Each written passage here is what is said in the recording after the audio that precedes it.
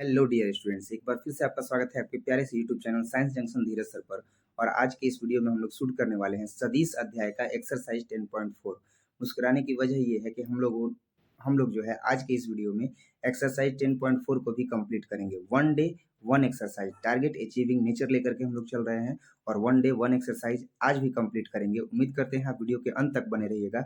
Well described video होगा, एक एक कंसेप्ट जो है वो बताया जाएगा, बेसिक टू टॉप स्ट्रक्चर सारा डिफाइन किया जाएगा। तो आप लोग वीडियो के अंत तक बने रहिएगा। ज़्यादा समय न लेते हुए वीडियो स्टार्ट करते हैं एक्सरसाइज 10.4 के क्वेश्चन नंबर 1 के साथ, ठीक है। और एग्जाम के व्यू से ये बहुत ही इंपॉर्टेंट एक्सरसाइज है, तो इसका रिवीजन भी करना है। जैसे ही एक्सरसाइज कंप्लीट होगा तो इसका हम लोग जो है वो टेस्ट सीरीज भी चलाएंगे, इसके क्वेश्चंस को जो है वो और अच्छे तरीके से डिफाइन करेंगे। तो ज़्यादा समय न लेते हुए वीडियो स्टार्ट करते हैं एक्सरसाइज 10.1 के पहले क्वेश्चन के साथ। तो देखते हैं बच्चों एक्सरसाइज 10.4 का पहला क्वेश्चन। एक्सरसाइज 10.4 का जो पहला क्वेश्चन है उसमें ए और बी दो सदिश दिया है और मॉड में vector A cross vector B जो है वो ज्ञात करना है। तो जो दिया गया सदिश है सबसे पहले वो लिखेंगे, दिया गया सदिश। तो दिया गया सदिश क्या है? दिया गया सदिश है वेक्टर ए। तो वेक्टर ए बराबर कितना है? वेक्टर ए बराबर है आई माइनस 7j और प्लस 7k। इसके बाद क्या है? Vector B. तो वेक्टर बी बराबर क्या हो जाएगा? 3i माइनस 2j और प्लस 2k।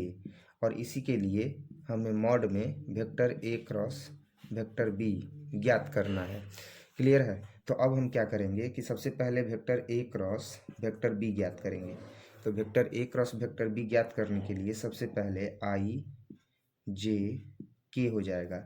और इसमें क्या है? 1 माइनस 7 और 7, तो ये हो जाएगा गुणक 1 माइनस 7 और 7। फिर बी का क्या है? गुणक आई जे के का तो है 3 माइनस 2 और 2। और इस तरीके से हमने वेक्टर ए क्रॉस बी ज्ञात कर लिया। तो वेक्टर ए क्रॉस बी ज्ञात कर लिया, नहीं मैंने उसके फॉर्मेट को जो है वो हमने रेडी कर लिया कि कैसे ज्ञात किया जाएगा।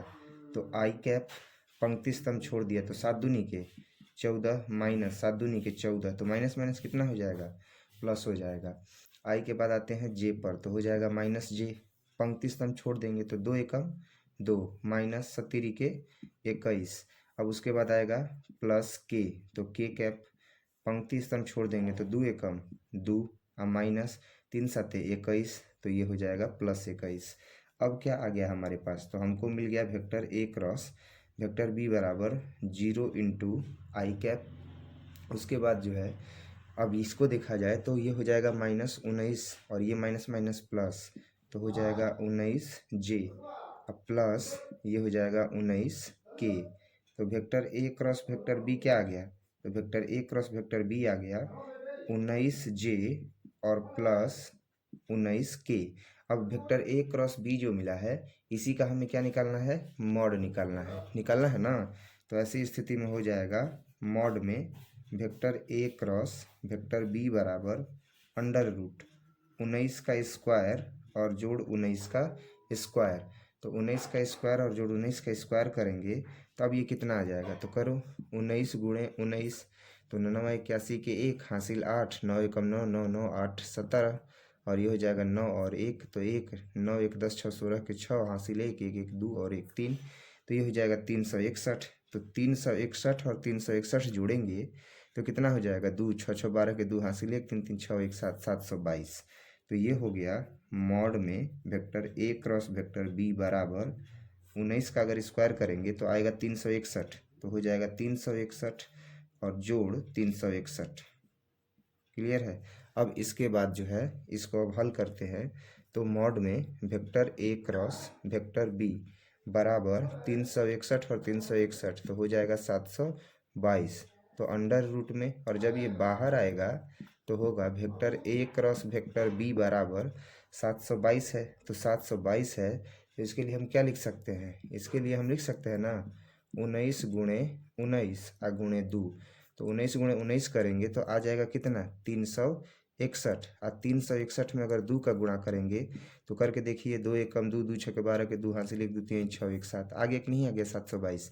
तो इसका मतलब कि मॉड में vector A cross vector B बराबर हो जाएगा 19 अंडर रूट 2। और यही इसका क्या हो जाएगा, यही इसका आंसर हो जाएगा। अब इसके बाद जो है वो हम देखेंगे क्वेश्चन नंबर 2। तो क्वेश्चन नंबर 2 में क्या दिया हुआ है ये देखते हैं। हम लोग पढ़ रहे हैं 12th क्लास के मैथमेटिक्स के पार्ट 2 को, यानी सेकंड बुक को पढ़ रहे हैं। और इस सेकंड बुक में जो है वो सेकंड नंबर क्वेश्चन है एक्सरसाइज 10.4 का, और वो है कि vector A plus vector B और vector A minus vector B की लंब दिशा में मात्रक सदिश ज्ञात कीजिए जहां ए बराबर, तो जो दिया गया है ए वो लिखते हैं, जहां वेक्टर ए बराबर 3i और जोड़ 2j और जोड़ 2k हो, साथ ही साथ वेक्टर बी बराबर i जोड़ 2j और घटाव 2k हो। तो इस स्थिति में ए और बी दिया है, तो हमें क्या करना है कि सदिश वेक्टर ए प्लस बी और vector A minus vector B की लंब दिशा में मात्रक सदिश ज्ञात करना है। तो लिख लेते हैं सबसे पहले vector A plus B, vector A plus vector B और vector A minus vector B की लंब दिशा में मात्रक सदिश चाहिए। तो इसलिए हम क्या करेंगे कि सबसे पहले वेक्टर ए प्लस बी ज्ञात कर लेते हैं और वेक्टर ए माइनस बी। तो vector A plus vector B करेंगे तो क्या हो जाएगा, हो जाएगा 3i जोड़ 2j और जोड़ 2k जोड़ बी का मान क्या है, तो बी का मान है i जोड़ 2j घटाव 2k। अब अगर हम इसे जोड़ देते हैं तो vector A plus vector B बराबर कितना हो जाएगा, 3 और 1 हो जाएगा 4i, 2 और 2 हो जाएगा 4j, और ये प्लस 2k और माइनस 2k क्या हो गया, खत्म हो गया। अब इस स्थिति में हमें वेक्टर ए प्लस बी का मान यहाँ पर मिल गया है। अब हमें चाहिए वेक्टर ए और माइनस वेक्टर बी। तो vector A minus vector B कितना हो जाएगा, तो वेक्टर ए का मान रखेंगे 3i जोड़ 2j और जोड़ 2k। अब इसके बाद जो है वो माइनस, अब बी का मान रखेंगे, तो बी का मान है i जोड़ 2j और घटाव 2k।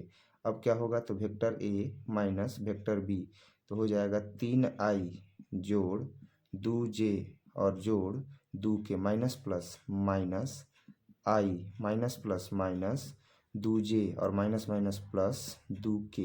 अब देखिए ये 2j प्लस है और ये 2j माइनस है, कट जाएगा। 3i में से 1 आई जाएगा तो क्या बचेगा, तो vector A minus vector B बराबर 3i में से 1 आई जाएगा तो बचेगा 2i, और 2k और 2k कितना हो जाएगा, 4k हो जाएगा।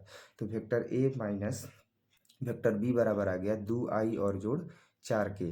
अब अगर हम इसका 2i जोड़ 2i और जोड़ 4k आ गया, तो अब अगर हम इसका वेक्टर ए प्लस बी और वेक्टर ए माइनस बी की लंब दिशा में अगर सदिश निकालेंगे तो क्या होगा, तो लंब दिशा में सदिश के लिए क्या किया जाएगा, तो इसका जो है वो हम लंब दिशा में सदिश निकालने के लिए क्रॉस गुणन कर देंगे। क्रॉस गुणन जब करेंगे तो इस स्थिति में इसका लंब दिशा में सदिश निकलेगा। तो लंब दिशा में सदिश के लिए लिखेंगे कि इसलिए vector A plus vector B और vector A minus vector B की दिशा में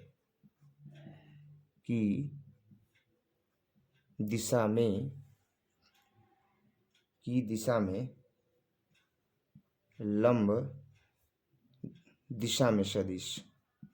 तो लंब दिशा में सदिश अब क्या हो जाएगा, तो लंब दिशा में सदिश के लिए अब हम करेंगे परिणामी सदिश सी निकालेंगे। तो परिणामी सदिश सी बराबर क्या होगा, तो परिणामी सदिश सी बराबर होगा vector A plus vector B cross vector A और माइनस वेक्टर बी। इस स्थिति में अब क्या हो जाएगा, तो इस स्थिति में होगा आई जे के। अब देखा जाए तो ए प्लस बी में क्या है, 4i 4j, तो ये हो जाएगा 4 4 0। वेक्टर ए माइनस बी में क्या हो जाएगा, 2i जोड़ 4j, तो 2 और 4 और 0। क्लियर है। इस स्थिति में जब हमने ये रखा तो ये 4k है ना जी, तो 4k है, तो ऐसी स्थिति में ये हो जाएगा 0 और यहाँ हो जाएगा 4। अब जो है हम क्या करेंगे, तो इसको हल कर देंगे। तो हल कर देंगे तो r1 से विस्तार करते हैं और देखते हैं कि मान कितना आता है। तो r1 से विस्तार करने पर, तो जब हम r1 से विस्तार करेंगे तो ऐसी स्थिति में हमें क्या मिलेगा, तो ये हो गया i, पंक्ति स्तंभ छोड़ देंगे, चर्चा के 16 और माइनस 0 माइनस j, पंक्ति स्तंभ छोड़ देंगे, चर्चा के 16 और माइनस 0 और जोड़ के, पंक्ति स्तंभ छोड़ देंगे तो 0 और 4 दूनी के 8, तो ये हो गया 0 और 4 दूनी के 8। अब कितना आ गया, तो ये हो जाएगा 16i और ये हो जाएगा -16j और माइनस प्लस माइनस 8k। और इस तरीके से हमने जो है वो vector a plus B cross vector a minus B ज्ञात कर लिया। लेकिन अगर ये जो c मिला है परिणामी सदिश, क्योंकि ये परिणामी सदिश c के बराबर है, इसी को बोला गया है कि vector a plus vector b और vector a minus vector b की दिशा में ये क्या है, तो लंब सदिश है। तो ऐसी स्थिति में ये जो c का मान मिला हुआ है, इसी का अगर हम परिमाण ज्ञात करेंगे तो परिमाण ज्ञात करने पर क्या मिलेगा, तो मॉड वेक्टर c बराबर हो जाएगा √16 और जोड़ -16 और जोड़ -8 का स्क्वायर। अब क्या हो जाएगा, तो मॉड वेक्टर c बराबर हो जाएगा, अगर 16 का स्क्वायर करेंगे तो 256, फिर हो जाएगा 16 का स्क्वायर 256 और 8 64। जब हम इसको जोड़ेंगे तो आएगा 576, तो ये हो गया 576।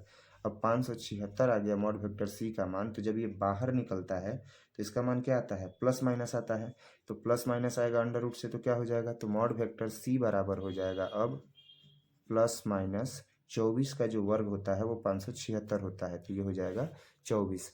अभी तो हमको केवल मॉड वेक्टर c मिला है ना, अभी तो अभीष्ट हमको क्या ज्ञात करना है, vector a plus vector b और vector a minus vector b की लंब दिशा में मात्रक सदिश ज्ञात करना है। तो मात्रक सदिश के लिए क्या करेंगे, मात्रक सदिश के लिए वेक्टर c लिख करके या उसी के परिमाण से क्या दे देंगे, भाग दे देंगे, तो मात्रक सदिश निकल जाएगा। आखिर इसके लंब दिशा में परिणामी सदिश क्या आया है, c आया है। अब इसका मात्रक सदिश ही क्वेश्चन में पूछा है, तो इसी का जो है वो परिमाण निकल गया। अब इसी सदिश में, तो ये सदिश हो गया इसका, इसी में इसके परिमाण का क्या दे देंगे, भाग दे देंगे। तो देखते हैं कि क्या प्राप्त होता है।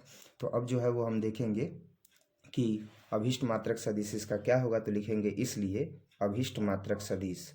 तो अभीष्ट मात्रक सदिश अगर हम ज्ञात करेंगे, अभीष्ट मात्रक सदिश, तो क्या हो जाएगा, तो अभीष्ट मात्रक सदिश होगा वेक्टर c और बटे में मॉड वेक्टर c। तो वेक्टर c का मान कितना है, तो वेक्टर c का जो मान है वो है 16i 16j 8k, है ना, दोनों माइनस है, तो ये हो जाएगा 16i जो है वही रख देंगे, 16i माइनस 16j और माइनस 8k। अब बटा में कितना हो जाएगा, तो c का मान कितना है, प्लस माइनस 24 है ना, तो ये हो गया प्लस और माइनस 24। अब ये कितना हो जाएगा, तो ये 8 को अगर हम कॉमन कर लें तो ये प्लस माइनस आ गया ऊपर, 8 को अगर कॉमन कर लें तो 8 दूनी के 16, 8 दूनी के 16, 8 को कॉमन कर लिए तो आ गया k कैप। अब बटे में कितना है, तो बटे में है 24, तो अतिरिक्त 24 हो गया। तो अब ये कितना आ गया, ये आ गया प्लस माइनस 2/3 आई कैप। और ये देखो प्लस माइनस है, तो अब ये क्या हो जाएगा, प्लस माइनस माइनस और माइनस माइनस प्लस 2/3 जे प्लस माइनस माइनस और माइनस माइनस प्लस, और ये हो जाएगा 1/3 के कैप। अब ये जो मिला हुआ है यही क्या हो गया, अभीष्ट मात्रक सदिश हो गया। और इस तरीके से क्वेश्चन नंबर 2 का जो है वो कंप्लीट सॉल्यूशन आपको मिल चुका है। अब जो है वो हम देखेंगे क्वेश्चन नंबर 3। तो क्वेश्चन नंबर 3 जो है वो दिया गया है कि क्वेश्चन नंबर 3 में कि यदि एक मात्रक सदिश वेक्टर ए आई के साथ π/3 जे जो है वह जे के साथ जो है वह π/4 और के साथ एक न्यून कोण थीटा बनाता है, तो थीटा का मान ज्ञात कीजिए। और इसकी सहायता से सदिश घटक ए जो है ना वो भी ज्ञात करना है। तो सबसे पहले तो ये यहाँ पर क्लियर हो गया कि एक मात्रक सदिश है ए और वह आई के साथ π/3 जे के साथ π/4 और के साथ थीटा कोण बनाता है।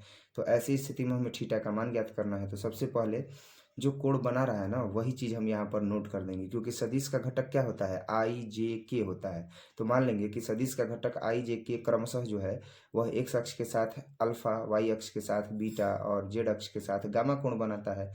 दिया गया है कि अल्फा का मान π/3 है, बीटा का मान π/4 है, गामा का मान थीटा दिया गया है, और इस स्थिति में हम इसका मान निकालेंगे। ठीक है, तो ये क्वेश्चन नंबर 3 हो गया। लिखेंगे कि माना कि सदिश वेक्टर ए, माना कि सदिश वेक्टर ए क्या करता है, तो सदिश वेक्टर ए आई कैप, जे कैप तथा के कैप के साथ क्रमशः कौन सा कोण बनाता है, तो क्रमशः अल्फा, बीटा तथा गामा कोण बनाता है, गामा कोण बनाता है। अर्थात ऐसी स्थिति में क्या हो गया, तो प्रश्न में दिया गया है कि अल्फा बराबर π/3, बीटा बराबर π/4 तथा गामा बराबर दिया गया है कि थीटा है। अब चूंकि हम जानते हैं कि cos square alpha plus cos square beta plus cos square gamma और बराबर 1, तो कॉस स्क्वायर अल्फा का मान रखेंगे तो ये हो जाएगा cos square π/3 plus cos square π/4 अब प्लस कॉस स्क्वायर गामा और बराबर कितना आ गया 1। अब देखा जाए क्या होगा, तो अब जो है वो कॉस स्क्वायर π/3 है, तो कॉस स्क्वायर π/3 का मान कितना होगा, π/3 का मतलब हो गया 60 डिग्री। तो जब 60 डिग्री हो गया तो 60 डिग्री का मान कितना होता है कॉस में, तो कॉस में 60 डिग्री का मान 1/2 होता है, तो ये हो जाएगा 1/2 का वर्ग।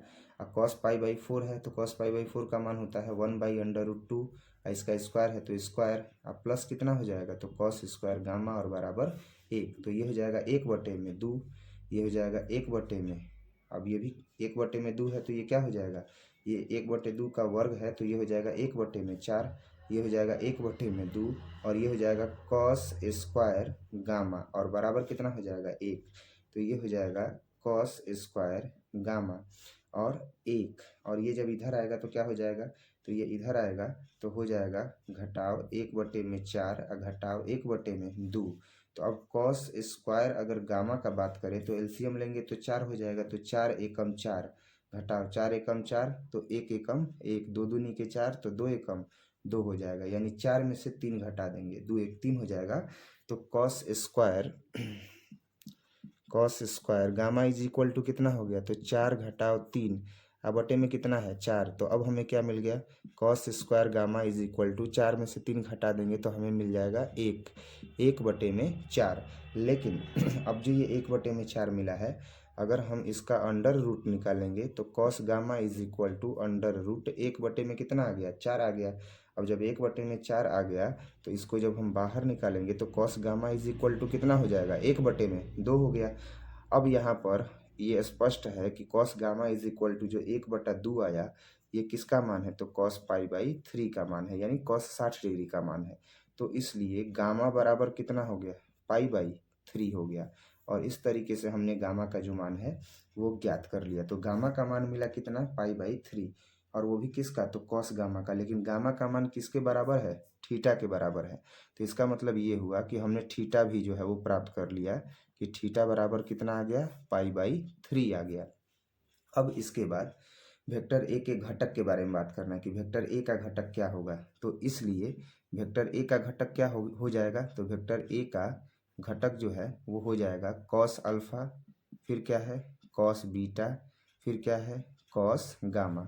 तो कॉस अल्फा तो सेम टू सेम, तो ये हो जाएगा π/3, कॉस बीटा तो सेम टू सेम, ये भी हो जाएगा कॉस π/3 हो गया ना। तो वेक्टर ए का जो है वो आ गया π/3। तो वेक्टर ए का जब ये π/3 आ गया तो अब आगे बढ़ रहे हैं ना, तो जब आगे बढ़ रहे हैं तो ऐसी स्थिति में क्या आ जाएगा, तो वेक्टर ए का जो घटक है वो तो आ गया π/3, लेकिन अब बी अल्फा का मान जो है वो π/3 आ गया तो π/3 रख दिए, बीटा का मान π/4 है तो हम रख देंगे π/4, और गामा का मान जो थीटा था उसका मान कितना आ गया π/3, तो लिखेंगे कॉस π/3। अब इसका मान जो है वो हम रख देंगे, तो इसका मान क्या आ जाएगा, तो इसका मान cos π/3 का आ जाएगा 1/2, cos π/4 का आ जाएगा 1/√2 और cos π/3 का आ जाएगा 1/2, और यही उसका क्या हो जाएगा, यही उसका आंसर हो जाएगा। अब इसके बाद जो है वो हमें देखना है क्वेश्चन नंबर 4। तो क्वेश्चन नंबर 4 में क्या दिया है, तो क्वेश्चन नंबर 4 में जो टर्म है सबसे पहले वही लिखते हैं। तो क्वेश्चन नंबर 4 में टर्म है कि vector A minus vector B, vector A minus vector B cross vector A plus vector B बराबर 2 into vector A cross vector B. अब इस स्थिति में हम क्या करेंगे, सबसे पहले इसका LHS लेते हैं। तो इसका LHS लेंगे तो हमें क्या मिलेगा, हमें मिलेगा vector A minus vector B cross vector A plus vector B. अब इसके बाद ये जो टर्म आया है इसको हम सॉल्व करेंगे। तो सॉल्व करेंगे तो क्या होगा, सॉल्व करेंगे तो होगा वेक्टर ए क्रॉस गुणन इससे कर रहे हैं तो होगा vector A cross vector A, अब plus vector A cross vector B, फिर माइनस प्लस माइनस, अब बी का किस में करना है, ए में, तो हो जाएगा vector B cross vector A minus plus minus vector B cross vector B, तो ये हो गया vector B cross vector B. बहुत ही साधारण वे में चलेंगे, जैसे बीजगणितीय नियम का पालन कर रहा है ये, तो बीजगणितीय नियम से चलेंगे, क्रम में कोई बदलाव नहीं करेंगे। तो अब देखा जाए तो ऐसी स्थिति में अगर हम वेक्टर ए क्रॉस वेक्टर ए करते हैं तो हमें क्या मिलेगा, तो वेक्टर ए क्रॉस वेक्टर ए करेंगे यानी जो सदिश रहेगा उसी से उसका अगर हम सदिश गुणन करेंगे तो परिमाण शून्य मिलता है। तो ऐसी स्थिति में ये समान सदिश ही है, बी का बी से ही क्रॉस गुणन है, ए का ए से ही क्रॉस गुणन है, तो ये हो जाएगा शून्य। और यहाँ पर क्या आ गया, तो यहाँ पर जो है वो आ गया वेक्टर ए क्रॉस बी, तो लिखेंगे वेक्टर ए क्रॉस बी। अब माइनस है तो माइनस ही रहने देंगे, लेकिन क्रम जब चेंज करेंगे तो इसका चिन्ह बदल जाएगा, तो vector A cross vector B. ये भी समान है तो कितना हो जाएगा, जीरो हो जाएगा। तो अब क्या हो जाएगा, अब हो जाएगा vector A cross vector B minus minus plus vector A cross vector B. तो vector A cross B vector A cross B जब जोड़ेंगे तो कितना हो जाएगा, ये एक है और ये भी एक टर्म है, तो जोड़ेंगे तो हो जाएगा दो वेक्टर ए और क्रॉस वेक्टर बी। और हमें यही सत्यापित भी करना था क्योंकि आरएचएस में यही है। अब इसके बाद जो है वो हम देखेंगे क्वेश्चन नंबर 5। क्वेश्चन नंबर 5 में जो है वो दिया है कि लेमडा और म्यू ज्ञात कीजिए यदि, यानी जो टर्म दिया है वो लिख रहे हैं अब कि 2 आई कैप जोड़ 6 जे कैप और जोड़ 27 के कैप है, और इसका जो क्रॉस गुणन है वो क्रॉस गुणन किसके साथ है, तो वो क्रॉस गुणन है आई कैप और जोड़ लेमडा जे कैप और जोड़ म्यू के कैप, और बराबर कितना है, तो वेक्टर 0 है। अब जब हम इसका क्रॉस गुणन करेंगे तो क्रॉस गुणन करने के लिए क्या करेंगे, क्रॉस गुणन करने के लिए सबसे पहले हम लिखेंगे आई जे के कैप, आई जे के का गुणक पहले वाले का, तो 2 6 27 हो जाएगा, तो ये हो गया 2 6 27। एक लेमडा म्यू हो जाएगा इसका, तो एक लेमडा और ये हो गया म्यू, और बराबर कितना आ जाएगा, तो बराबर आ जाएगा 0। अब हम क्या करें, तो जब ये टर्म आया है तो अब हम जो है वो आई कैप जे कैप के कैप का जो है वो मान भी निकालेंगे, लेकिन कैसे, तो R1 से विस्तार करके। तो R1 से क्या करेंगे, विस्तार करने पर, तो R1 से विस्तार करने पर, तो R1 से विस्तार करेंगे तो क्या होगा, R1 से विस्तार करेंगे तो आई कैप पंक्ति स्तंभ छोड़ देंगे तो 6 म्यू हो जाएगा, और माइनस पंक्ति और स्तंभ छोड़ दिए तो ये 6 म्यू, तो ये कितना हो जाएगा 27 लेमडा हो जाएगा। इसके बाद क्या है, तो माइनस आई के बाद क्या है जे कैप, पंक्ति स्तंभ छोड़ देंगे तो 2 म्यू हो जाएगा, तो ये हो गया 2 म्यू, और माइनस 27 से कम कितना हो जाएगा 27, अब प्लस के कैप, तो पंक्ति स्तंभ छोड़ देंगे तो ये कितना हो जाएगा 2 लेमडा, अब माइनस कितना हो गया 6 और बराबर 0 हो गया।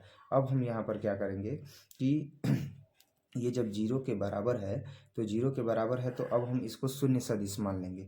तो जब हम शून्य सदिश मान लेंगे तो इसका हम तुलना कर सकते हैं ना, किससे तुलना करेंगे, जो आई जे के का गुणक है उससे। तो अब हम इसको क्या लिख सकते हैं, हम लिख सकते हैं अथवा, और क्या लिखेंगे, तो यही टर्म सेम टू सेम रहेगा कि 6 mu minus 27 lambda I cap minus 2 mu minus 27 और हो जाएगा जे, और उसके बाद क्या है, तो plus 2 lambda plus 2 lambda minus 6 और ये हो जाएगा के कैप बराबर, ये शून्य सदिश अगर मान लेते हैं तो 0 इंटू आई कैप जोड़ 0 इंटू जे कैप और जोड़ 0 इंटू के कैप हो जाएगा। तो इस स्थिति में अगर हम इसका संगत पदों का तुलना कर दें या आई जे के संगत पदों के गुणांकों से तुलना कर दें तो क्या होगा, तो तुलना करके आई म्यू और लेमडा का मान निकाल लेंगे, तो लिखेंगे आई जे तथा के कैप के गुणांकों से दोनों पक्षों की तुलना करने पर, से दोनों पक्षों की क्या करने पर, तुलना करने पर। तो जैसे ही हम दोनों पक्षों से तुलना करेंगे तो ऐसी स्थिति में क्या होगा, तो ऐसी स्थिति में 6 म्यू माइनस 27 लेमडा बराबर क्या आ जाएगा 0। फिर दूसरा क्या आएगा, तो दूसरा आएगा 2 म्यू माइनस 27, 2 म्यू माइनस 27 बराबर 0।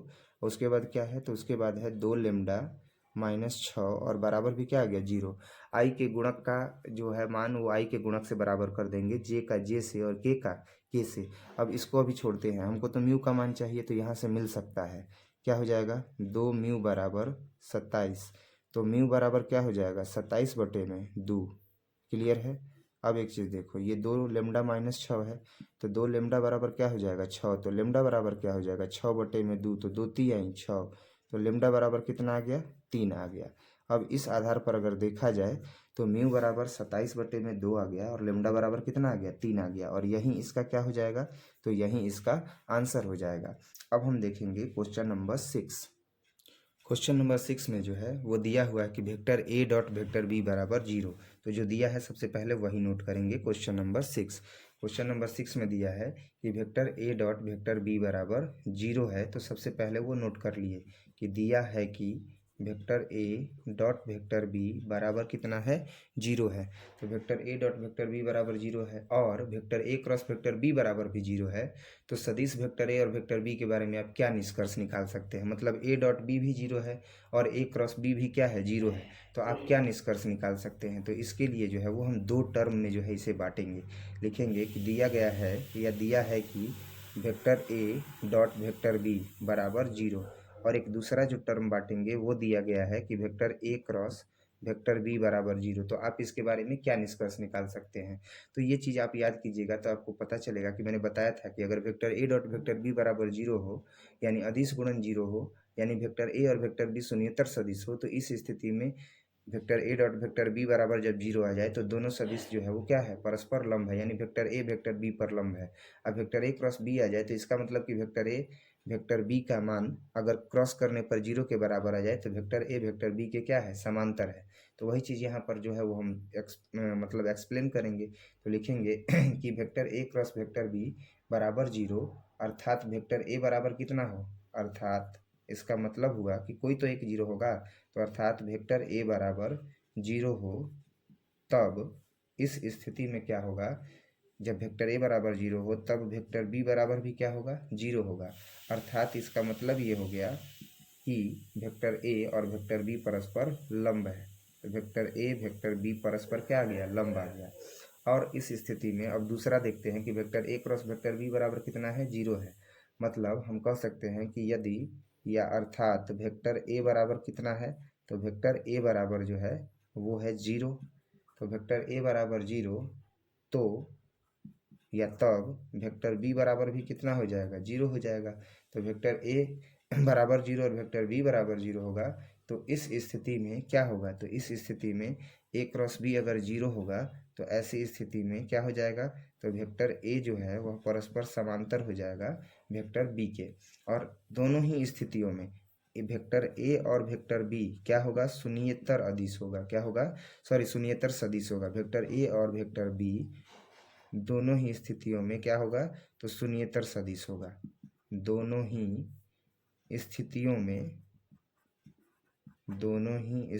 में क्या होगा, तो दोनों ही स्थितियों में शून्येतर सदिश होगा।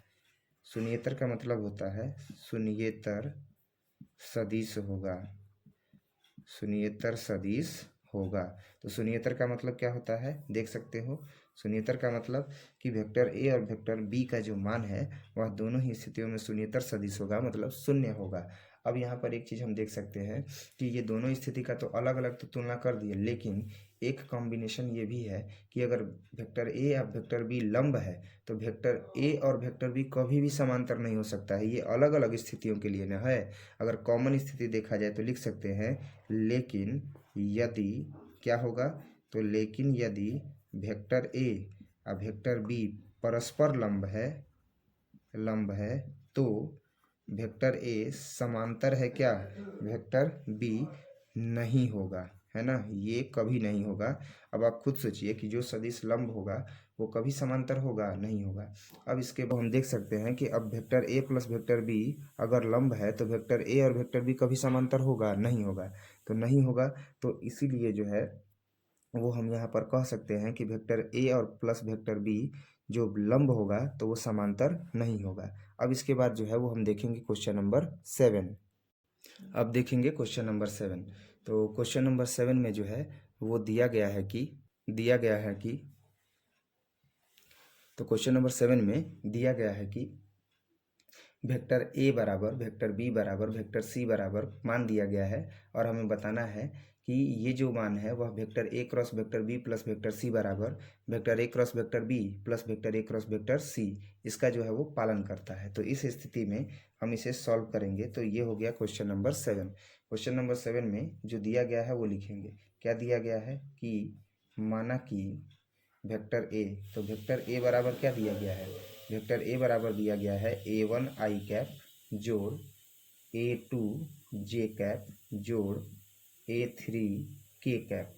अब बात करते हैं कि वेक्टर बी का मान क्या है। तो वेक्टर बी का मान है a2 आई कैप, फिर है a2 आई कैप, या सॉरी वेक्टर बी बराबर जो है वो दिया गया है b1 आई, तो लिखेंगे b1 आई और जोड़ b2 जे और जोड़ b3 के कैप, फिर वेक्टर सी। तो वेक्टर सी बराबर क्या दिया गया है कि c1 आई कैप जोड़ c2 जे कैप और जोड़ c3 के कैप। और इन तीनों सदिशों के लिए ये दर्शाना है कि vector A across vector B plus vector C बराबर क्या है, तो vector A cross vector B है अब plus vector A cross vector C है। तो सबसे पहले तो हम vector B plus vector C A cross B और ए क्रॉस सी ज्ञात कर लेते हैं, तब ना इसका हम मान रखेंगे। तो इसके लिए जो है वो हम सबसे पहले इन पदों को ज्ञात कर लेते हैं, तब LHS और RHS निकालेंगे। तो इसलिए वेक्टर बी अब प्लस वेक्टर सी निकालेंगे। तो वेक्टर बी प्लस सी में तो वेक्टर बी का मान रखेंगे, तो ये क्या है b1 आई कैप जोड़ b2 जे कैप और जोड़ b3 के कैप प्लस सी का जो है वो मान रखेंगे। तो सी का मान है c1 आई कैप जोड़ c2 जे कैप और जोड़ c3 के कैप। अब क्या हो जाएगा, तो vector B plus vector C बराबर b1 जोड़ c1 आई कैप जोड़ b2 जोड़ c2 जे कैप जोड़ b3 जोड़ c3 के कैप। अब ये जो बी वेक्टर बी और प्लस वेक्टर सी निकल गया, तो अब हमें क्या चाहिए, हमें इसका LHS चाहिए। तो हम लिखेंगे इसलिए LHS। तो LHS क्या है भाई, तो LHS है vector A cross vector B या प्लस वेक्टर सी। तो vector A cross B plus C है, तो ये हो जाएगा आई जे के। अब यहाँ पर वेक्टर ए का जो गुणक है वो लिखेंगे, तो a1 a2 a3, तो ये हो गया a1 a2 a3। अब vector B plus vector C का जो गुणक है वो रखेंगे, तो हो जाएगा b1 प्लस c1 और फिर क्या हो जाएगा, तो b2 प्लस c2, फिर क्या हो जाएगा b3 जोड़ c3। और इस तरीके से हमने जो है ये मान रख दिया। तो अब इसको जो है वो हम क्या करेंगे, तो इसको जो है वो हम अब एक्सप्लेन कर देंगे, यानी एक्सपेंडेड फॉर्म में कर देंगे। तो R1 से क्या कर देंगे, विस्तार कर देंगे। तो लिखते हैं इसलिए R1 से क्या करने पर, विस्तार करने पर, R1 से विस्तार करने पर। तो अगर R1 से विस्तार किया जाएगा तो इस स्थिति में क्या होगा, तो जब हम R1 से विस्तार करेंगे तो ऐसी स्थिति में जो हमें मिलेगा, पंक्ति स्तंभ छोड़ देंगे। तो पंक्ति स्तंभ छोड़ देंगे तो हमें क्या मिलेगा, जब हम पंक्ति स्तंभ छोड़ देंगे R1 में आई का, तो a2 into b3 plus c3 हो जाएगा। तो ये हो जाएगा a2 और इंटू b3 प्लस c3, फिर क्या होगा, तो माइनस होगा a3 into b2 plus c2, ये हो जाएगा a3 into b2 plus c2, तो ये हो गया b2 और प्लस c2। ये जो मान है यह किसका है, तो यह जो है वो आई कैप के लिए है। तो आई कैप हो गया। अब माइनस इसके बाद क्या चाहिए, तो इसके बाद चाहिए आई के बाद जे कैप। तो जे कैप में क्या होगा, जे कैप में पंक्ति स्तंभ छोड़ देंगे तो a1, तो ये हो गया a1। इसके बाद क्या है b3 प्लस c3, तो हो जाएगा b3 अब प्लस C3। इसके बाद क्या है, तो इसके बाद है ये A1 इसका गुणा हो गया तो बीच में होगा माइनस, और उसके बाद A3B1 प्लस C1, तो ये हो जाएगा A3B1 अब प्लस कितना हो जाएगा C1। अब इसके बाद जो है ये J वाला भी काम तमाम हुआ, तो प्लस माइनस अब फिर क्या हो जाएगा प्लस। अब लिखेंगे K कैप, तो K कैप का पंक्ति स्तंभ छोड़ देंगे तो क्या होगा A1, तो लिखेंगे A1। उसके बाद B2 और प्लस C2 माइनस A2 है तो हो जाएगा A2, और फिर किससे गुणा होगा B1 और प्लस C1, तो ये हो जाएगा B1 और प्लस C1। और इस तरीके से हमने इसको एक्सपेंडेड फॉर्म में लिख दिया है। अब क्या होगा, तो अब जो है वो हम इसका गुणा कर सकते हैं और गुणा करके इसको लिखेंगे। तो गुणा करके लिखेंगे तो जहाँ ये टर्म है इसको हल करेंगे, फिर इसको हल करेंगे, फिर इसको हल करेंगे, और हल करके जो आएगा वो लिख देंगे, तो हो जाएगा A2 है ना, तो हो जाएगा A2, तो लिखेंगे A2B3 plus A2C3 minus A3B2 minus plus minus A3C2, और यह किसका हो गया, तो ये हो गया आई कैप का माइनस। अब ये क्या होगा, तो A1B3 अब प्लस A1C3, और उसके बाद क्या होगा, तो माइनस और प्लस क्या हो जाएगा माइनस, तो ये हो गया minus A3B1 minus plus minus A3C1, और ये किसका हो गया, तो J कैप का प्लस। अब इसका गुणा करते हैं तो A1B2 फिर A1C2, और उसके बाद minus A2B1 minus plus minus A2C1 और उसके बाद ये हो जाएगा K कैप। ठीक है, उसके बाद ये क्या हो जाएगा, तो उसके बाद ये हो जाएगा K कैप। क्लियर है। अब ये जैसे ही हमने मान यहाँ पर लिखा, तो अब जो है हम यहाँ पर प्राप्त कर चुके हैं क्या, तो जो इसमें सॉल्व होने वाला है वो हम सॉल्व कर देंगे। देखा जाए जैसे A2 और B3 है, तो A2 और B3 है क्या यहाँ पर, तो A2 और B3 है, और A3 और B2 है। तो देखा जाए तो A2 और B3 है, तो यहाँ पर कहीं A2 है, A2 यही ना है, A2B3, तो यहाँ क्या है A2 और C3। क्लियर है। तो इसको जो है वो हम अब हल कर रहे हैं, ये वाले टर्म को, ये जो टोटल टर्म है इसको हल करेंगे। देखते हैं कि मान अब आगे क्या आता है। या हम यहाँ पर एक चीज़ और कर सकते हैं कि ये जो मान आया है ना एक्सपेंडेड फॉर्म में, इसको ऐसे ही छोड़ देंगे, और अब जो है वो RHS का मान निकालेंगे और देखते हैं कि RHS का मान इतना आता है या नहीं आता है। अगर इतना आएगा तब तो सही है, नहीं आएगा तो गलत है। तो RHS के मान में क्या चाहिए, A क्रॉस B और A क्रॉस C चाहिए। तो सबसे पहले हम निकाल लेते हैं A क्रॉस B।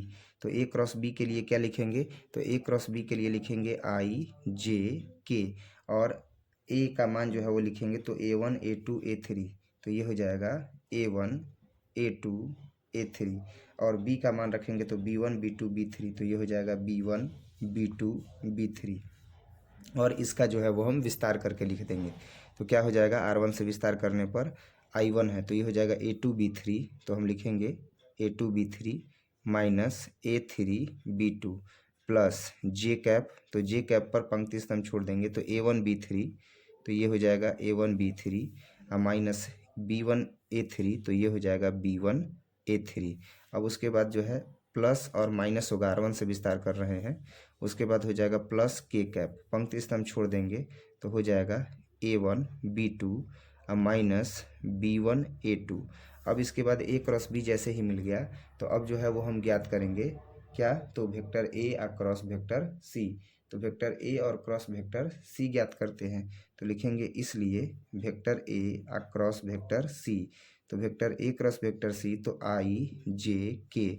अब यहाँ पर क्या है, तो वेक्टर A का मान A1, इसके बाद हो गया A2, इसके बाद हो गया A3, और C का क्या हो जाएगा, तो C1 C2 C3, और इसको अगर हम विस्तारित करते हैं R1 से, तब क्या होगा, तब होगा I कैप, तो पंक्ति स्तंभ छोड़ देंगे तो हो जाएगा A2C3 माइनस A3C2, फिर क्या हो जाएगा, तो माइनस J कैप, पंक्ति स्तंभ छोड़ दिए तो A1C3, तो हो गया A1C3 माइनस A3C1, तो ये हो जाएगा A3C1। उसके बाद प्लस K कैप, तो K कैप में क्या होगा, पंक्ति स्तंभ छोड़ देंगे तो A1C2 माइनस A2 C1। अब इस आधार पर हमने वेक्टर A क्रॉस B और A क्रॉस C निकाल दिया। तो अब हमें क्या चाहिए, अब जो है वो हमें चाहिए यहाँ पर मान किसका, तो अब हमें RHS का मान चाहिए। तो RHS का मान क्या हो जाएगा, तो RHS का मान हो जाएगा vector A cross vector B अब plus vector A cross vector C। तो vector A cross vector B का मान रखेंगे, vector A cross vector C का मान रखेंगे। तो अब एक काम करते हैं, ये जो I वाला टर्म है ना, I वाले को एक साथ रखेंगे। तो अब ये I वाले को एक साथ रखते हैं, जोड़ना है ही, तो क्या हो जाएगा A2B3, तो रखते हैं A2B3 माइनस A3B2, तो ये हो जाएगा माइनस A3B2 अब प्लस A2C3, तो हो गया A2C3 माइनस A3C2, तो हो गया A3C2। इन दोनों ही पदों में क्या है, आई कैप, तो ये हो गया आई कैप।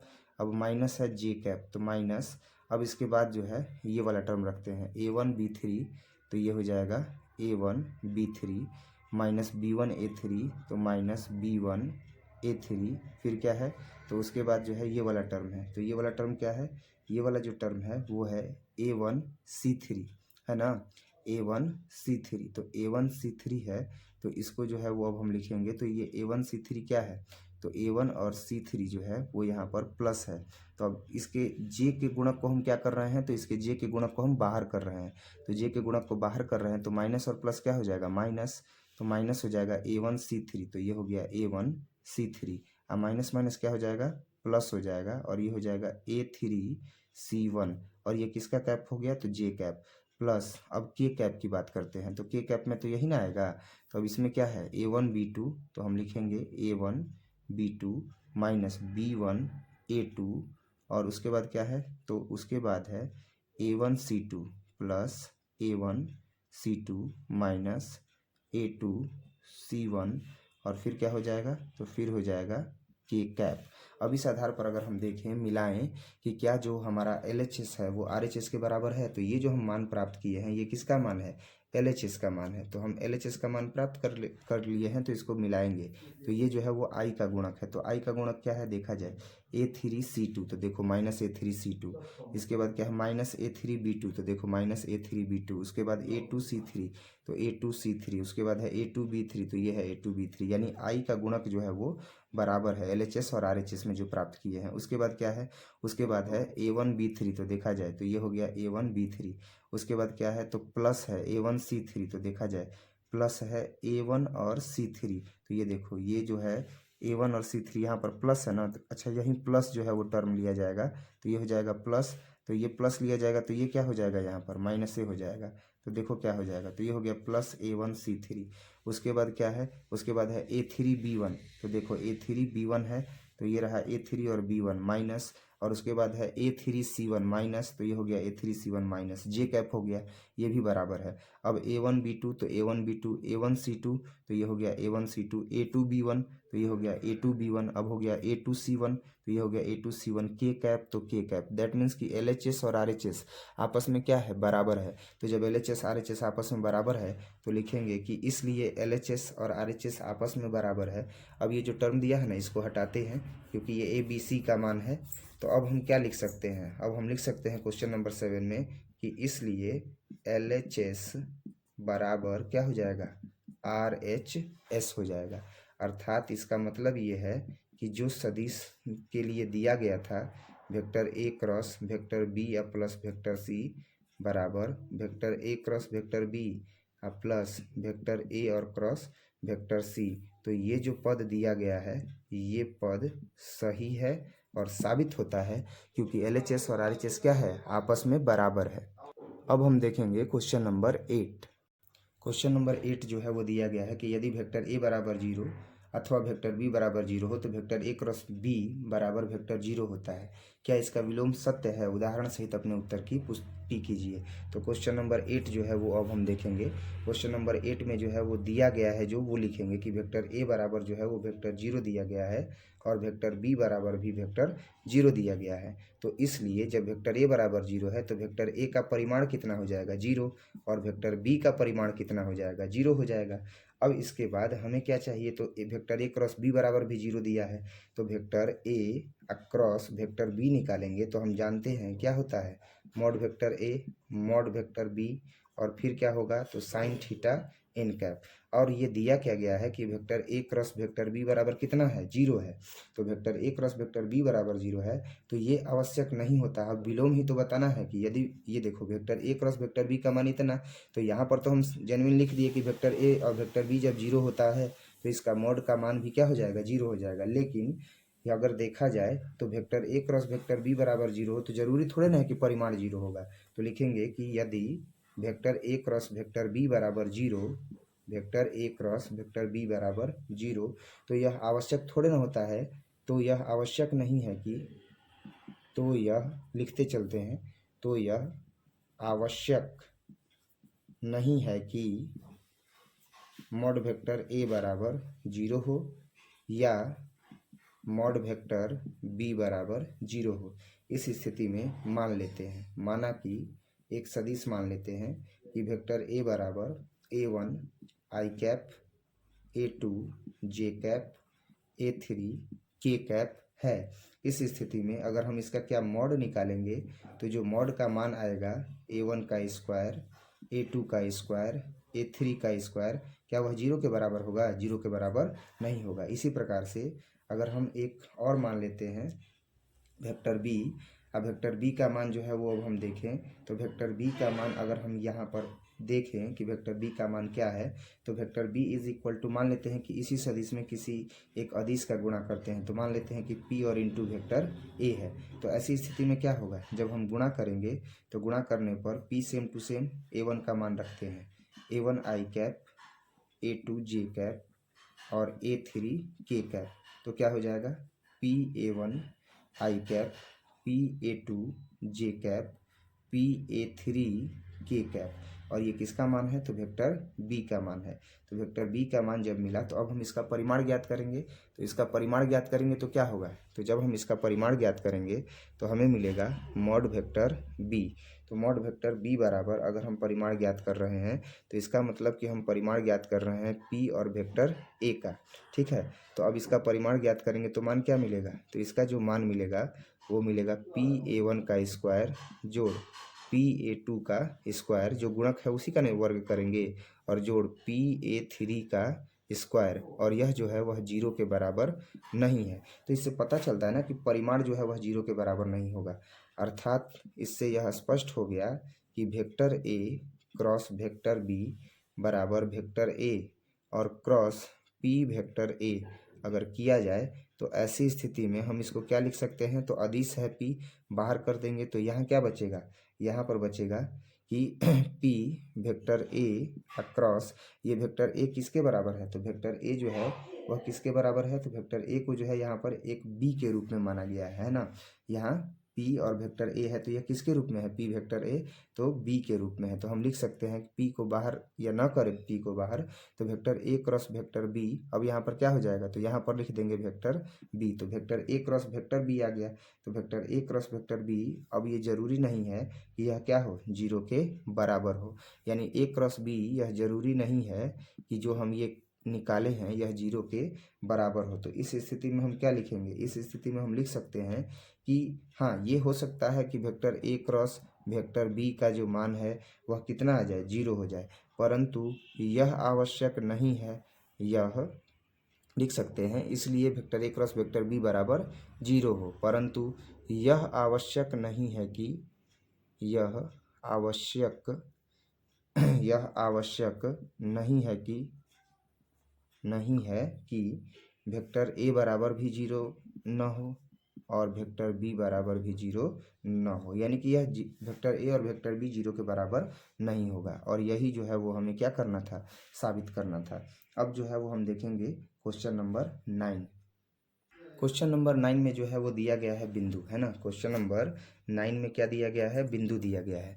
त्रिभुज का जो है वो शीर्ष दिया गया है कि त्रिभुज का शीर्ष जो है वह ए का जो शीर्ष है, यानी ए का जो नियामक है वह है 1 1 2, और अगर बी का नियामक देखा जाए तो वो है 2 3 5, और उसके बाद अगर सी का नियामक देखा जाए तो वो है 1 5 5 1 5 5। इस स्थिति में अगर हम स्थिति सदिश निकालें तो फिगर नहीं बनाएंगे, क्योंकि बहुत इससे पहले वाले वीडियो में जो है वो फिगर बना करके बताए हैं, या चलो बता भी देते हैं। तो ये हो गया सदिश के लिए त्रिभुज का निर्देशांक, और यहाँ पर जो है वो क्या हो जाएगा, तो ये जो है वो इसके लिए एक स्थिति सदिश हो गया। तो यहाँ पर जीरो ले लिए, जीरो का नियामक जो है वो हो गया 0 0 0।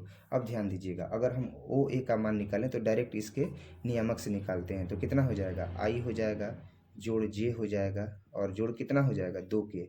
इसी तरीके से अगर ओ बी निकालेंगे तो कितना हो जाएगा 2 आई जोड़ 3 जे, और जोड़ कितना हो जाएगा 5 के।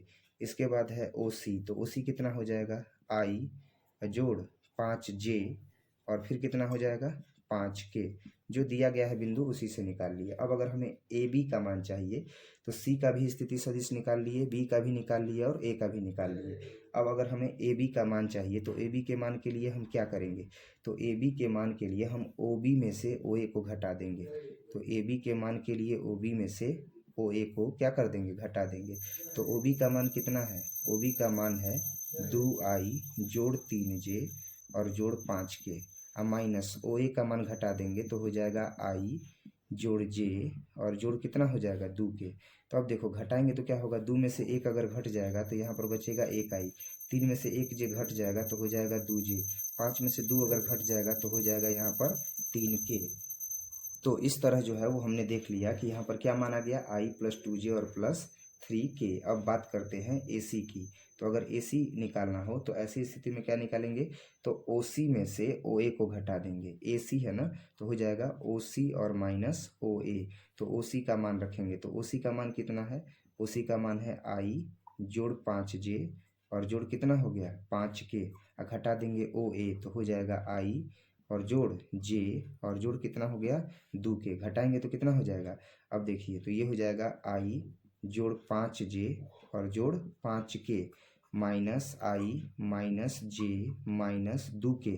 तो आई से आई कट गया तो 5 जे है और 1 जे है तो कितना हो जाएगा 4 जे, 5 के है 2 के है तो कितना हो जाएगा 3 के। और ये मान किसका है, तो ये मान जो है वो है वेक्टर ए सी का।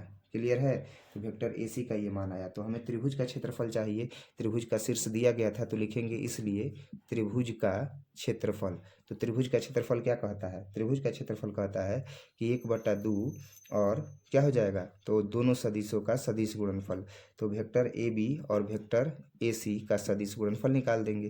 तो अब कितना हो जाएगा 1/2 हो जाएगा और ये हो जाएगा आई जे के। और उसके बाद क्या होगा, तो एक ए बी का गुणक लेंगे 1 2 3 और 4 3, तो ये हो जाएगा 1 2 3। और ये जे और के का है तो आई का गुणक 0 और ये हो गया 4 और 3।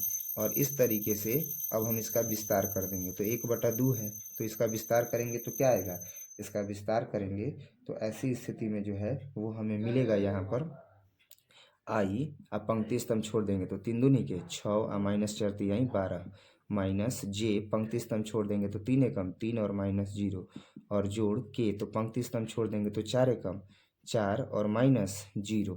अब ये क्या हो गया, तो 1/2 हो गया, 12 में से 6 जाएगा -6 आई कैप और ये हो जाएगा -3 जे कैप और जोड़ कितना आ गया 4 के कैप। तो ये त्रिभुज का क्षेत्रफल नहीं हुआ क्योंकि इसका परिमाण ज्ञात करना होगा। तो लिखेंगे इसलिए त्रिभुज का क्षेत्रफल। तो त्रिभुज का क्षेत्रफल जो होगा वो हो जाएगा 1/2।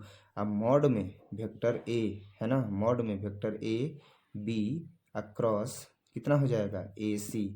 अब ये कितना हो जाएगा, तो 1/2 अंडर रूट हो जाएगा -6 का स्क्वायर -3 का स्क्वायर और जोड़ 4 का स्क्वायर। परिणाम ये होगा कि 1/2 और -6 का स्क्वायर -3 का स्क्वायर 4 का स्क्वायर करेंगे तो 6 के 36 तितरी के 9 और 4 के 16। तो कितना आ जाएगा, तो आ जाएगा 1/2 अंडर रूट आ जाएगा 61। यही जो है इसका क्या हो जाएगा आंसर हो जाएगा। तो क्वेश्चन नंबर 9 का भी जो है वो कंप्लीट सॉल्यूशन हमने देख लिया और यही उसका आंसर हो गया। अब हम देखेंगे क्वेश्चन नंबर 10। क्वेश्चन नंबर 10 का जो सॉल्यूशन है वो अब हम देखेंगे और यहाँ पर समांतर चतुर्भुज का क्षेत्रफल ज्ञात करना है जिसकी संलग्न भुजाएं दी गई हैं। तो डायरेक्ट जो है वो संलग्न भुजा लिखते हैं।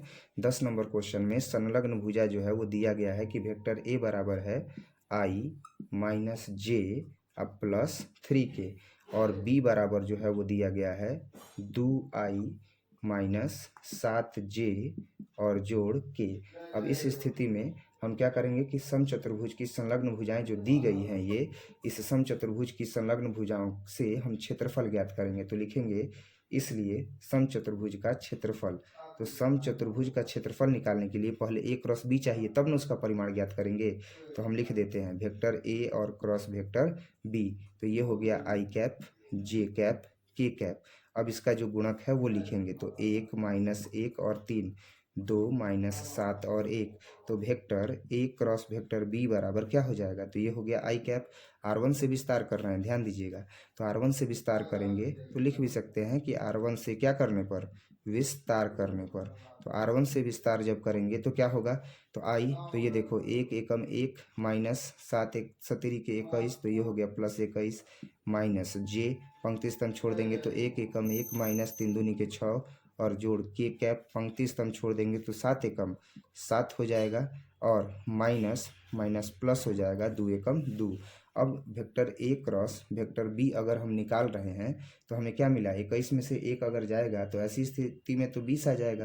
तो 20 i कैप, 6 में से 1 गया तो माइनस माइनस प्लस हो जाएगा, 5j हो जाएगा और ये हो जाएगा माइनस 5k। तो ये हो गया माइनस 5k, माइनस 7 में से 2 जाएगा माइनस, तो माइनस प्लस माइनस 5k। तो ये हो गया वेक्टर a क्रॉस b। लेकिन हमें क्या चाहिए? समांतर समचतुर्भुज का क्षेत्रफल, ये समांतर चतुर्भुज का क्षेत्रफल। तो हम लिखेंगे समांतर चतुर्भुज का क्षेत्रफल। तो समांतर चतुर्भुज के क्षेत्रफल के लिए क्या किया जाता है? जो संलग्न भुजाएं होती हैं उसका क्रॉस करके उसका परिमाण निकाला जाता है। तो क्रॉस कर दिए, अब इसका परिमाण निकालेंगे तो होगा अंडर रूट 20 का स्क्वायर और जोड़ 5 का स्क्वायर और घटाव 5 का स्क्वायर। तो ये कितना हो जाएगा? अगर 20 का स्क्वायर करेंगे तो हो जाएगा 400 और जोड़ 25 और जोड़ 25। तो अब कितना आ जाएगा? 450। तो ये आ गया अंडर रूट 450 और फलतः हमें कितना मिल गया? तो अब हम इसको लिख सकते हैं 450 को कि 15 गुणे 15 गुणे 2। तो 2 को 15 के बदले में 1 15 बाहर आ गया, तो ये आ गया अंडर रूट 2। यानी इसका जो आंसर है वो कितना आ गया? इसका आंसर जो है वो आ गया 15 अंडर रूट 2 और यही इसका क्या हो गया? आंसर हो गया। क्लियर है? तो ये जो है वो क्वेश्चन नंबर 10 था। अब हम देखेंगे क्वेश्चन नंबर 11 और 12। इसी के साथ ये जो है एक्सरसाइज कंप्लीट हो जाएगा और ये ऑप्शनल है। तो 11 नंबर अगर देखा जाए प्रश्न, तो 11 नंबर में दिया है कि मॉड वेक्टर a बराबर है 3 और मॉड वेक्टर b बराबर दिया है अंडर रूट 2/3।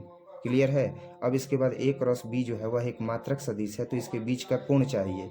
तो vector a cross vector b जो है वह मात्रक सदिश है। तो मात्रक सदिश है तो ऐसी स्थिति में हम क्या करेंगे?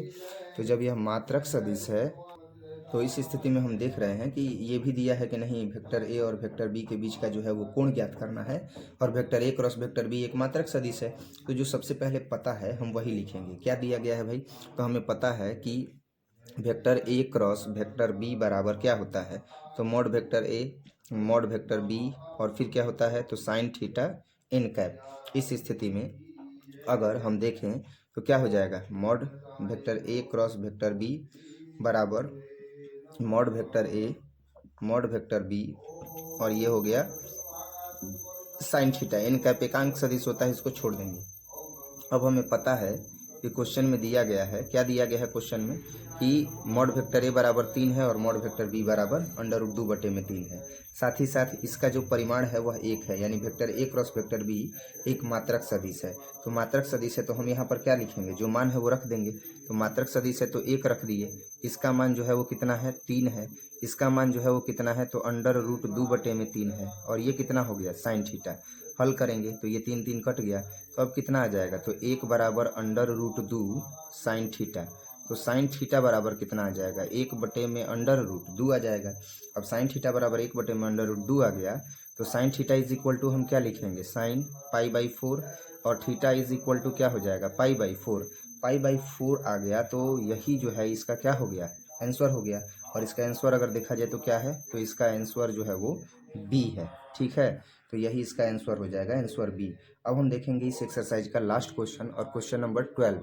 तो क्वेश्चन नंबर 12 देखते हैं बच्चों। क्वेश्चन नंबर 12 में जो है वो दिया गया है आयत का शीर्ष, और आयत का शीर्ष दे करके बोला गया है कि इसका क्षेत्रफल निकालिए। तो क्षेत्रफल निकालने के लिए सबसे पहले तो हम इसका जो है वो आयत का शीर्ष दे दिया, ए बी सी डी का जो है वो शीर्ष दिया है। तो ए का जो शीर्ष दिया है वो दिया है -i plus 1/2 j plus 4k। इसी तरीके से बी जो दिया है वो दिया है i प्लस 1/2j और प्लस 4k। इसी प्रकार से जो सी दिया है वो क्या दिया है, तो सी जो दिया है वो दिया है i -1/2j, i -1/2j अब प्लस कितना है 4k। इसके बाद है डी, तो डी कितना दिया है, तो डी दिया है -i -1/2j अब प्लस कितना हो गया 4k। तो ये ए बी सी डी जो है वो दिया गया है, और इसमें हमें क्या करना है, तो आयत का क्षेत्रफल निकालना है। तो सबसे पहले अगर हम देखें तो ये जो दिया गया है ये स्थिति सदिश है। ये क्या है, ये जो है वो है स्थिति सदिश। क्लियर है।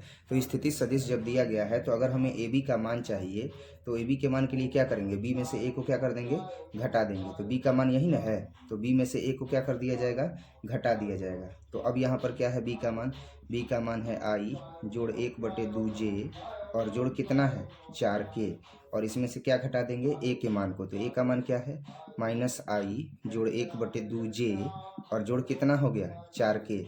जब हम घटाएंगे तो क्या होगा, तो ऐसी स्थिति में ए बी का जो मान है वो देखेंगे कि कितना आ रहा है। तो ये i है और ये माइनस माइनस प्लस i, तो ये हो जाएगा 2i 1/2j minus plus minus 1/2j, तो ये तो कट जाएगा। अब प्लस माइनस 4k कट जाएगा। तो अगर हम इसका परिमाण ज्ञात करेंगे तो इसका परिमाण क्या हो जाएगा, इसका परिमाण हो गया 2। अब इसी प्रकार से एक और जो है वो भुजा हम ज्ञात करेंगे AD। तो AB और AD ही इसका जो है वो संलग्न भुजा होगा। तो AD का मान क्या होगा, तो D में से A को घटा देंगे। तो D का मान कितना है, तो D का मान है -i 1/2j। आपको हम बताए थे कि AD है तो D में से A को घटाएंगे, AB है तो B में से A को घटाएंगे, याद कीजिएगा। इसी प्रकार से यहाँ पर डायरेक्ट जो है वो बता रहे हैं कि D में से A को घटाएंगे। D का मान हो गया -i -1/2j और जोड़ कितना हो गया 4k। इसके बाद क्या है, तो -a को घटा देंगे। तो a क्या है, तो a जो है यहाँ पर है -i, तो लिखेंगे -i जोड़ 1/2j और जोड़ कितना है 4k। अब इसके बाद क्या हो जाएगा, तो वेक्टर AD बराबर जो है वो हमें मान मिल जाएगा माइनस माइनस प्लस, तो प्लस और माइनस i खत्म हो जाएगा। इसके बाद माइनस प्लस माइनस, तो -1/2j और -1/2j बचेगा, -1/2j -1/2j बच गया। प्लस 4k या माइनस प्लस माइनस 4k खत्म। तो अब इसको अगर हल करेंगे तो कितना आ जाएगा, तो ये हो जाएगा -1/2 है ना, तो ये हो जाएगा -2/2j कट जाएगा। तो अब ये क्या हो जाएगा, वेक्टर AB बराबर -1j क्या हो जाएगा, -1j मतलब -j, और इसका परिमाण निकालेंगे तो कितना हो जाएगा, इसका परिमाण निकालेंगे तो वो आ जाएगा 1, क्योंकि परिमाण धनात्मक आएगा। अब इस स्थिति में अगर आयत ABCD का क्षेत्रफल निकाला जाए, आयत ABCD का क्षेत्रफल, तो आयत ABCD का क्षेत्रफल कितना हो जाएगा, ये हो जाएगा AB अक्रॉस AD। क्लियर है। तो इस स्थिति में कितना हो जाएगा, तो अब AB का जो मान है वो मिला है 2, तो रखेंगे 2, और AD का जो मान है वो मिला है कितना 1, तो रखेंगे 1, गुणा कर देंगे तो कितना आ गया 2। तो इस आधार पर अगर ऑप्शन देखा जाए तो इसका ऑप्शन सी जो है वो आंसर हो जाएगा, ऑप्शन सी आंसर हो गया। और इस तरीके से हमने जो है वो ये एक्सरसाइज कंप्लीट कर लिया बच्चों। एक्सरसाइज 10.4 जो है वो कंप्लीट हुआ। उम्मीद करता हूँ आपको वीडियो अच्छे से समझ में आया होगा। जितने क्वेश्चन थे अच्छे तरीके से समझाए गए, खूब बेहतरीन ढंग से बताए गए। बाकी फिर भी अगर आपको किसी भी टॉपिक में कोई भी संदेह है, अगर कोई भी पॉइंट ऐसा लग रहा है कि आपको समझ में नहीं आ रहा है, तो आप कमेंट सेक्शन में कमेंट जरूर कीजिएगा। साथ ही साथ ऑफलाइन क्लासेस करने वाले स्टूडेंट्स क्लास में उस चीज़ को जरूर पूछ लेंगे, डिस्कस कर लेंगे। वैसे मेरी तरफ से कोशिश भरपूर की गई थी कि आपको बेहतरीन ढंग से समझाया जाए, फिर भी उसमें कमी हो सकती है। आपको जो टॉपिक समझ में ना आएगा, जो बिंदु समझ में ना आए, आप उसको कमेंट सेक्शन में कमेंट जरूर कीजिएगा। बाकी वीडियो अच्छा लगा हो तो वीडियो को लाइक कीजिएगा, शेयर कीजिएगा, और जितने भी न्यू स्टूडेंट हैं वो चैनल को सब्सक्राइब जरूर कीजिएगा। मिलते हैं अगले वीडियो में, तब तक के लिए जय हिंद।